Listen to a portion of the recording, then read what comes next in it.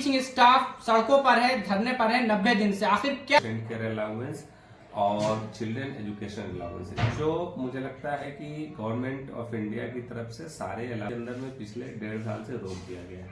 इसमें भी वही सैलरी है जो मुझे लगता है बहुत ही बड़ा एक चिंता का। आपको क्या लगता है आपकी जो डिमांड्स हैं पूरी हो पाएंगी?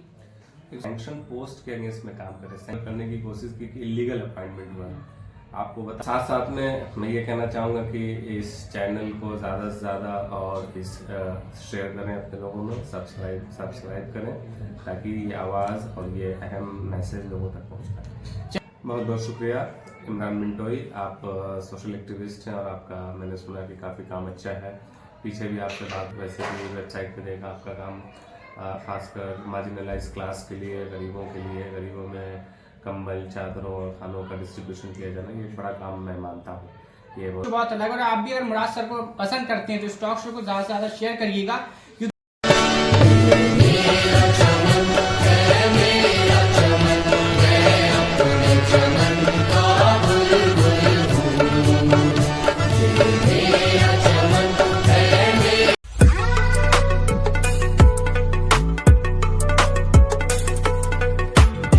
मैं Imran Mintu social activist record talk show लेके हाजिर हूँ। जैसा कि आप देखते हैं अलीगढ़ के बाहर के फेमस पर्सनालिटीज को अपने टॉक शो में बुलाते हैं, उनकी आवाज़ को बुलंद करते हैं।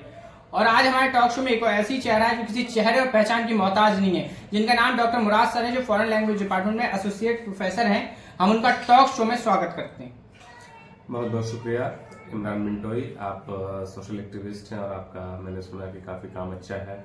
पीछे भी आपसे बात हुई फ़ोन से और वैसे भी वेबसाइट पे देखा आपका काम खासकर मार्जिनलाइज क्लास के लिए, गरीबों में कंबल, चादरों और खानों का डिस्ट्रीब्यूशन किया जाना, ये बड़ा काम मैं मानता हूँ। ये बहुत बेहतर काम है और साथ साथ में इन टॉक शोज़ का भी कराया जाना जिसके थ्रू आप लोगों के सोच विचारों को और ज़्यादा से ज़्यादा पब्लिक तक पहुँचाते हैं, ये एक बहुत बेहतरीन काम है। चलिए सर, बात को आगे बढ़ाते हुए हमारा टॉक शो बहुत अलग और आप भी अगर मुराद सर को पसंद करते हैं तो इस टॉक शो को ज़्यादा से ज़्यादा शेयर करिएगा, क्योंकि ये टॉक शो हमारा है नॉन टीचिंग स्टाफ। जो नॉन टीचिंग स्टाफ सड़कों पर है, धरने पर है 90 दिन से। आखिर क्या ऐसी वजह रही जो नॉन टीचिंग स्टाफ सड़कों पे आने पे मजबूर हो गया? बात को आगे बढ़ाती है सर, आप क्या इसके बारे में आपकी क्या राय है? इमरान, काफ़ी दिनों से ये जद्दोजहद चल रही है। नॉन टीचिंग स्टाफ अपने बहुत सारे मुद्दों को लेके सड़कों पे आया है। लगभग आज 90 दिन पूरा होने को है जो धरने पे है। उससे पहले भी काफी विवाद चलते रहे हैं। स्पेशली अगर मैं बात करूं प्रिसाइजली किन किन पॉइंट्स पे बहस हो रही है जिसकी डिमांड वो चाहते हैं, वो DNS allowance, increment, patient care allowance और चिल्ड्रन एजुकेशन अलाउंस, जो मुझे लगता है कि गवर्नमेंट ऑफ इंडिया की तरफ से सारे अलाउंसेस गवर्नमेंट एम्प्लॉयज को दिए जाते हैं दूसरे सारी यूनिवर्सिटीज में और हिंदुस्तान के तमाम गवर्नमेंट इंस्टीट्यूशंस, ऑर्गेनाइजेशंस और यूनिवर्सिटीज में। इसी डिमांड को लेकर करके वो काफी दिनों से उसकी जद्दोजहद कर रहे हैं, जो यहाँ अलीगढ़ मुस्लिम यूनिवर्सिटी के अंदर में पिछले 1.5 साल से रोक दिया गया है। जब रोका गया उसकी कोई वजह नहीं बताई गई, कोई उसका कोई ऑफिस ऑर्डर नहीं है जिसके थ्रू ये चीजें रोकी गई हैं और अचानक से कहा गया कि अचानक से एक ऑर्डर के थ्रू रोक दिया गया, तो उनको इंक्रीमेंट और ये सारे अलाउंसेस मिल नहीं रहे हैं, जिसकी वजह से सैलरी उनकी जो 2022 में मिला करती थी, आज भी 2024 में भी वही सैलरी है, जो मुझे लगता है बहुत ही बड़ा एक चिंता का विषय है। क्योंकि कहीं भी ऐसा नहीं होता कि सैलरी गवर्नमेंट एम्प्लॉयज की या और किसी भी एम्प्लॉयज की ह्यूमन राइट्स कमीशन के हिसाब से, ह्यूमन राइट्स के मद्देनजर और गवर्नमेंट के रूल्स और रेगुलेशंस के हिसाब से भी सैलरी हर 6 महीने पर बढ़नी चाहिए। डीएनएस अलाउंसेस, इंक्रीमेंट्स और चिल्ड्रन एजुकेशन अलाउंसेस, ये तो बेसिक राइट्स है सारे एम्प्लॉयज का और सारे सिटीजन्स का। तो इन्हीं डिमांड्स को लेके अभी बहस चल रही है, जिसको हमने भी कई प्लेटफॉर्म से उठाया है। यूनिवर्सिटी में भी इस चीज की बात की है कि वो सारे अलाउंसेस इनको दे दिए हैं। अच्छा, तो सर आपको क्या लगता है आखिर क्या ऐसी वजह है जो ये चीजें आपकी जो डिमांड्स हैं, आपको क्या लगता है आपकी जो डिमांड्स हैं पूरी हो पाएंगी? एग्जीक्यूटिव काउंसिल में पिछले 3 से 4 पिछली एग्जीक्यूटिव काउंसिल में इस पर बहस की गई है।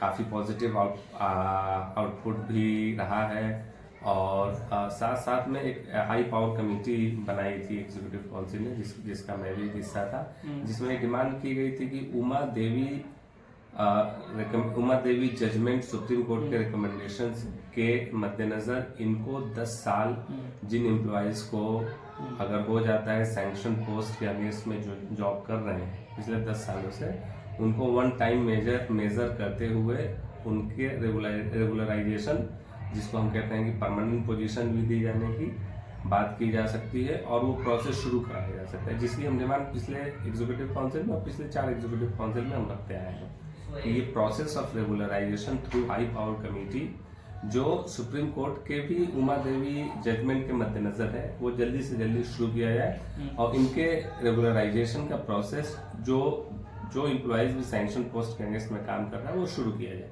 अगर ये जल्दी हो जाता है तो काफी उनको राहत मिलेगी और उनके ये आप समझ सकते हैं कि जो उनके अधिकार है उनको अधिकार प्राप्त होंगे।